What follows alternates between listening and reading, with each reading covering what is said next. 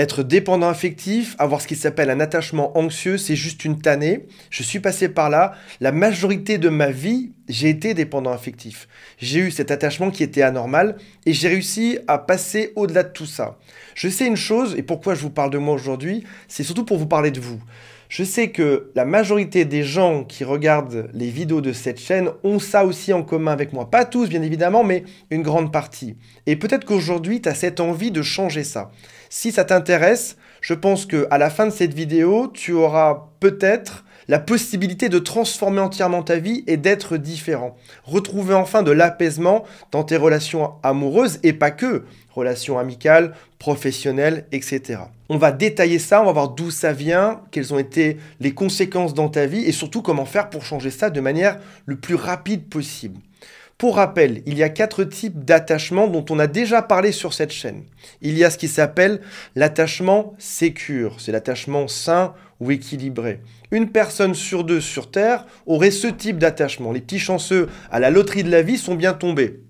Une enfance équilibrée ou en tout cas de bons repères et c'est ce qui fait que dans leur vie, ça se passe bien. Ils sont pas dépendants, ils sont pas anxieux, ils sont pas évitants, tout est normal pour eux.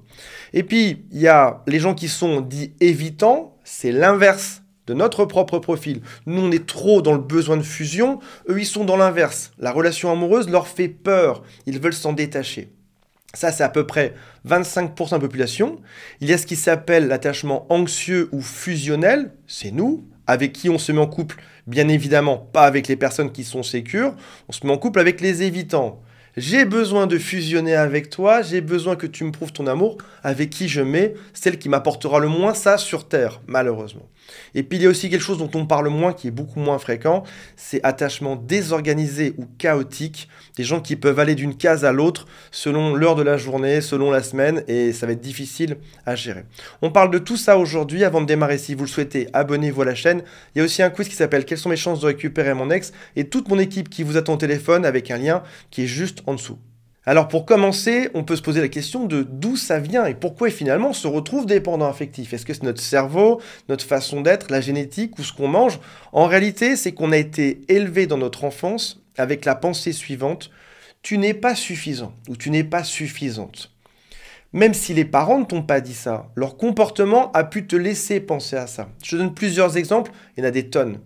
Un père qui est souvent en voyage et quand tu es enfant, tu te dis: il ne vient pas me voir moi enfant parce que je ne suis pas suffisamment gentil ou intelligent ou doux ou que je ne fais pas les bonnes choses. Tu as une mère qui peut être alcoolique ou dépressive qui est là physiquement, ou un père qui est là physiquement mais qui ne te donne pas toute l'attention. Et toi en tant qu'enfant, tu vas te battre pour que cette personne t'aime. Tu vas tout faire pour être gentil, que cette personne t'aime enfin. Et quand tu arrives à l'âge adulte, bien évidemment, tu reproduis la même chose. Je dois en montrer plus que ce que je ne suis pour qu'on m'aime enfin. Par défaut, je ne suis pas assez, pas suffisant, je vais devoir en faire beaucoup plus. Au final, tu es vu par l'extérieur comme une personne qui est dépendante affective, qui est anxieuse, le terme porte bien son nom, on parle d'attachement anxieux, tu es anxieux, trop collant, trop jaloux, trop possessif, tu te vois souvent aussi en dessous des autres. Par défaut, je ne suis pas suffisant pour être aimé. Je vais devoir maquiller mon comportement, me comporter différemment.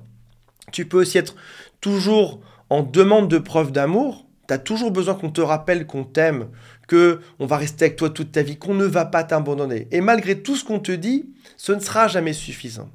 Si par exemple, tu es dans le sud de la France l'été et que tu as très chaud, tu as soif, c'est normal. Tu as besoin de ta dose d'eau pour être bien dans ton corps.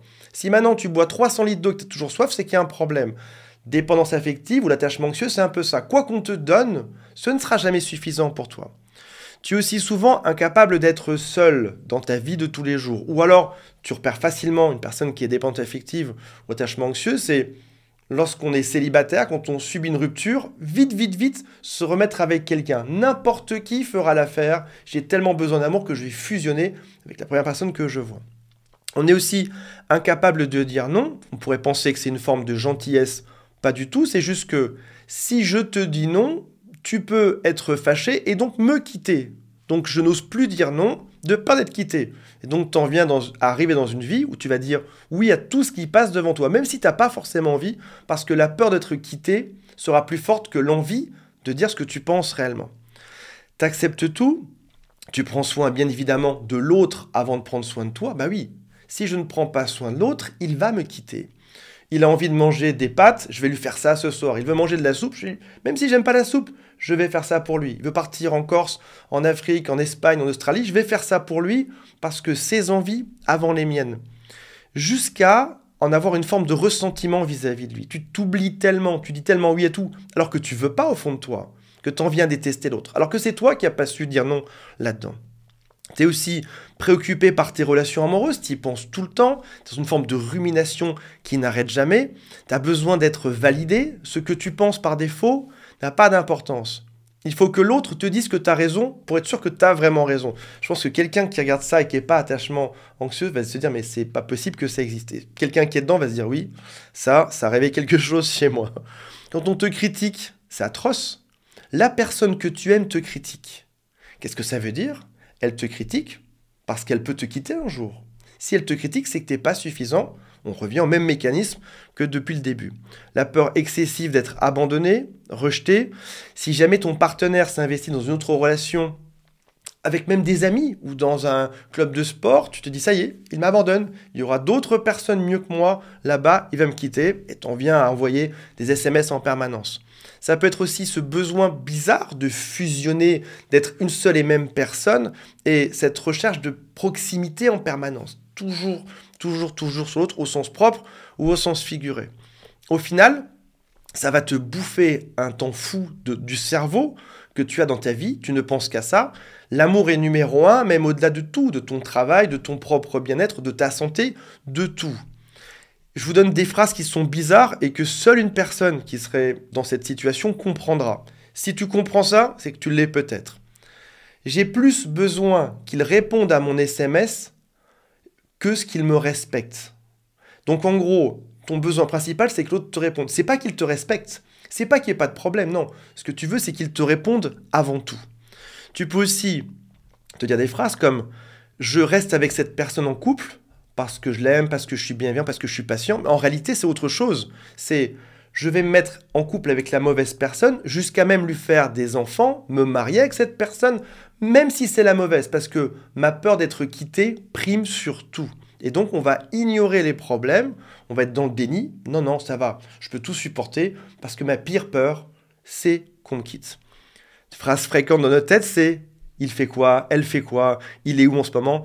Et parfois même, quand ça se passe bien, tu as la peur que ça se passe mal. Ça se passe bien, mais je vais quand même vérifier dans son téléphone portable. Je vais quand même l'appeler. Je vais quand même demander des vérifications parce que je sais une chose, je ne suis pas suffisant pour être aimé. Même si ça se passe bien, l'autre finira par me quitter. Malheureusement ou ironiquement, le résultat obtenu est pile l'inverse de celui que tu voulais. Qu'est-ce que tu penserais toi d'une personne qui te dirait tout ça? Tu serais en couple avec quelqu'un qui serait anxieux, trop collant, jaloux, qui serait toujours en besoin de preuves d'amour, qui serait excessif là-dedans, qui serait toujours en train de te dire oui à tout. Même au passage, relis toutes ces phrases et demande-toi si tu aimerais qu'il y ait une personne qui serait comme ça. Admettons que tu as un ami que tu adores et tu lui dis ce soir on fait quoi? Tu lui dis est-ce que tu vas au cinéma? Il te dit oui, cinéma génial. Et tu lui dis quel film? Il dit exactement celui que toi tu souhaites. Tu vas te dire, en amitié, j'aime bien quand l'autre me donne son avis. Ben, c'est une caricature, mais on est un peu cette personne qui va dire oui à tout. Il y a quelque chose de pas agréable, bien évidemment. On a tellement ce besoin de fusion que c'est insupportable. L'autre finisse par nous quitter. De manière encore plus ironique, on va se mettre en couple avec des profils évitants, ceux qui vont nous causer le plus de problèmes. On parle de prophétie autoréalisatrice. En gros, c'est je suis sûr qu'il va me quitter, donc je cherche quelqu'un qui va vraiment me quitter pour me conforter dans mes pensées, dans mon schéma de croyance. Et aussi, c'est une zone de confort. Ton père n'a jamais été là, ton père t'a ignoré ou ta mère t'a toujours envoyé promener. Qui est-ce que je vais choisir en couple? Une personne qui sera exactement comme ça. Une personne qui va m'envoyer promener de la manière que je connais. Il me fera du mal comme je sais l'accepter, comme je l'ai toujours vécu toute ma vie. Donc ton enfance s'est passée de cette manière-là. Toutes tes relations amoureuses par la suite se passent exactement de la même manière parce que finalement, c'est le schéma que tu connais. Ta zone de confort qui te fait du mal, c'est finalement celle que tu connais par cœur. Petite parenthèse, si tu es haut potentiel ou hypersensible, Il y a un grand lien entre ces deux profils et le fait d'être anxieux. Regarde, toutes les études en parlent depuis très longtemps et depuis peu, depuis quelques années seulement, on est en train de faire un lien entre haut potentiel hypersensible et pas que anxieux, mais attachement anxieux. C'est-à-dire que statistiquement, tu as plus de chances d'être attachement anxieux, pas à 100%, mais tu as 2 fois plus de chances d'être attachement anxieux si jamais tu es haut potentiel ou hypersensible. Bon, dit comme ça, c'est l'air désespéré. On va voir aujourd'hui comment faire pour vous en sortir. C'est mon défi dans cette vidéo. Toute première étape, c'est en prendre conscience. Si tout ce que je viens de dire est plutôt vrai, on est en train de progresser vers quelque chose. Si tu regardes cette vidéo, c'est que tu as déjà conscience qu'il faut changer quelque chose. On tente tout simplement, tout bêtement, de rejouer un scénario de l'enfance, un truc du passé. Mon père ou ma mère ne m'a jamais donné l'affection que je voulais, je vais trouver une personne qui me rejette comme lui pour tenter de changer l'issue de tout ceci. Mon père ne m'a pas aimé, j'ai tout fait pour qu'il m'aime, ou ma mère. Je vais rejouer le même type de personnage, de profil psychologique et tenter d'avoir une issue différente. Parce que si j'y arrive dans mon couple, ça signifiera que je peux y arriver aussi éventuellement avec mon père ou ma mère, ou en tout cas rejouer le passé différemment. Sauf qu'en réalité, t'en sais rien. Si ça se trouve, ton père était pas là, non pas parce qu'il t'aimait pas, mais juste parce que dans son travail, c'était compliqué. Peut-être juste besoin de ramener à manger à la maison, tout simplement. Si ta mère était dépressive, c'est pas de ta faute, on comprend bien quand on est adulte. Mais toi, enfant, t'as pas interprété ça comme ça. Tu t'es dit, si elle ne prend pas soin de moi, si elle ne me regarde pas, c'est que je ne suis pas suffisant. Donc en fait, on a mal compris leur motivation à l'époque. Donc la première clé à retenir aujourd'hui, c'est « Je suis devenu un adulte, je n'ai plus besoin de rejouer un scénario d'enfance. » Il a fait au mieux, mon père a fait au mieux, ma mère, même dans sa dépression, mon père dans sa dépression, a fait au mieux de ce qu'il pouvait, même s'il n'a pas réussi, c'était sa vie. Je suis différent de tout ceci. Et encore plus aujourd'hui, où je suis adulte, et j'ai le choix de décider. Quand tu es enfant, tu es dépendant de tes parents. Quand tu es adulte, c'est plus le cas a priori. Tu es censé devenir autonome, tu n'as plus besoin de prouver quoi que ce soit. On peut parler aussi de l'enfant intérieur, ce sont des mécanismes de l'enfance qu'on se traîne toujours aujourd'hui. Quand j'ai peur que l'autre aille me tromper ou parte ailleurs, c'est juste un petit enfant qui a peur d'être abandonné. Cet enfant, tu peux lui parler et le rassurer. Tu peux même lui donner un petit nom. Mon petit bonhomme, ça va bien se passer, t'inquiète pas. Ça y est, c'est Antoine ou Sophie ou Claire ou Léa qui s'inquiètent. Mais c'est pas si grave, ça va bien se passer. Je suis un adulte et si jamais l'autre part pour de bon, je saurai aller ailleurs. Ou en tout cas, j'aurai la vision réelle sur qui est vraiment cette personne. La deuxième chose à faire pour que ça change, c'est de changer de posture. Je sais que je cherche ce genre de profil. Je sais que je ne cherche pas les 1 personne sur 2 qui sont dans le profil équilibré. Non, je sais que par défaut, je vais chercher les profils qui me repoussent. Les profils évitants. Maintenant, qu'est-ce que je veux? Soit je veux un autre profil, en gros me dire... Je suis dans une relation avec la mauvaise personne qui me repousse et j'aime pas ça, ce qui est normal. Et en réalité, 1 personne sur 2 dans la rue, c'est la bonne personne. Donc pourquoi je resterai dans ce type de relation si ailleurs c'est mieux? Ou alors, parce que je peux avoir un doute, si ça se trouve l'autre n'est pas évitant, c'est juste moi qui le pousse à bout à force de lui demander des preuves d'amour, etc. Il suffit juste que je le laisse tranquille, je laisse aller. C'est ça la seconde clé. Je vais l'observer, lui laisser faire ce qu'il veut, pour enfin avoir une vraie vision sur cette personne. Je te laisse libre, je deviens un observateur et sauras-tu me rendre heureuse ou me rendre heureux maintenant? Fais ce que tu veux, j'arrête de t'observer, j'arrête de tenter de te contrôler parce que ça n'avancera à rien, ça fera même le pire. Maintenant, je te laisse libre de faire ce que tu veux et j'observe pour voir si tu m'apportes les bonnes choses. Donc je ne suis pas en train de prouver ma valeur à l'autre, je suis en train de regarder si cette personne peut vraiment me donner les bonnes choses ou pas. Imaginons que tu sois chef d'entreprise. Et tu cherches toujours à contrôler un salarié, tu es toujours derrière son dos. Qu'est-ce que tu fais? T'en es où? Ça avance? Tu ne sauras même pas qualifier cette personne-là parce que tu es tellement sur son dos en train de la contrôler ou de dire ce qu'il faut faire ou de vérifier que tu ne sais même pas quel est son vrai caractère. Quand tu es chef d'entreprise, on admet même si tu ne l'es pas, tu peux laisser cette personne tranquille, lui laisser 1 mois pour réaliser des tâches et au bout d'1 mois faire le point. Je ne t'ai pas surveillé, tu as été libre. Au bout d'1 mois, tu n'as pas réussi ta mission ou ton travail. Dans ce cas-là, on ne travaillera plus ensemble. On va arrêter de faire ça. Ou alors peut-être qu'au bout d'1 mois, tu seras agréablement surpris. Cette personne sera autonome et aura bien fait fonctionner ton entreprise. En couple, c'est pareil. Laisse sa liberté à l'autre, ne serait-ce que pour pouvoir jauger, savoir si c'est la bonne personne ou pas. Si tu l'espionnes tout le temps, tu le surveilles, tu le contrôles, tu ne sauras même pas quel est son vrai caractère au final. Et surtout, tu l'auras stressé. La troisième clé, et ne hurlez pas en regardant ça, c'est devenir un gros égoïste ou une grosse égoïste. Alors, on pense que l'égoïsme, c'est un trait de caractère qui est négatif. On pense que c'est un défaut. En réalité, quand on est dépendant affectif, on ne l'est pas assez.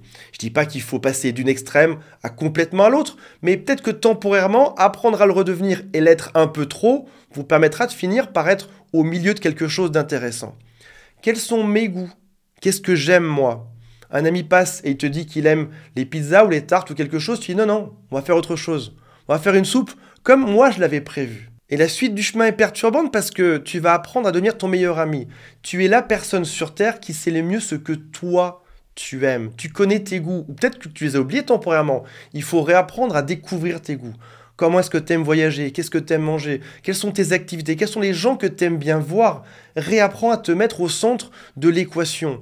Et aujourd'hui, une fois que j'ai fait ce travail, l'équation devient perturbante parce que j'apprécie être seul. J'ai un bonheur dingue à être seul, mais ça m'a pris du temps. Pendant des jours et des jours et des jours, j'ai dû apprendre à me redemander qu'est-ce que j'aime? Qu'est-ce que je veux faire? Au début, j'étais dans le déni. Je me disais non, mais c'est bon, je fais un peu ce que je veux. Pas du tout. Je faisais ce que l'autre voulait ou ce que je voulais faire et qui pouvait aussi plaire à l'autre pour qu'on soit en commun. Aujourd'hui, je fais vraiment ce que je veux dans la limite du respect de l'autre. Mais c'est perturbant parce que dans ce nouvel univers, tu es heureux seul et tranquille seul. Et on arrive dans la bonne équation où l'autre t'apporte éventuellement quelque chose en plus. Peut-être même qu'en regardant plus largement autour de toi, tu t'es peut-être créé un univers avec des gens qui étaient évitants, des gens à satisfaire tout le temps, comme des amis auprès de qui tu dois toujours montrer patte blanche, des gens que tu dois toujours écouter sans oser rien dire, c'est toujours eux qui te racontent leur vie. Il faut toujours prendre leurs envies en considération. Peut-être même dans ton travail, tu te retrouves à faire le travail de tout le monde parce que juste t'as pas osé dire non. C'est un travail de longue haleine, mais si tu prends en compte ces trois clés et que tu les appliques à toi chaque jour, c'est un travail qui va devenir régulier. Et au bout d'un moment, tu vas réussir à retrouver qui tu es réellement. C'est pas du jour au lendemain. Moi, ça fait 2-3 ans que chaque jour, j'apprends à dire non au moins une fois par jour. Depuis 3 ans, j'apprends à faire une chose juste pour moi égoïstement chaque jour. Et dans le temps, tu vas perdre doucement ta dépendance affective pour revenir à un niveau qui est normal. L'idée, c'est pas non plus d'être tout seul dans son coin, tellement autonome que tu as besoin de personne, non. C'est d'arriver à redevenir comme tout le monde. Tout le monde est un peu jaloux.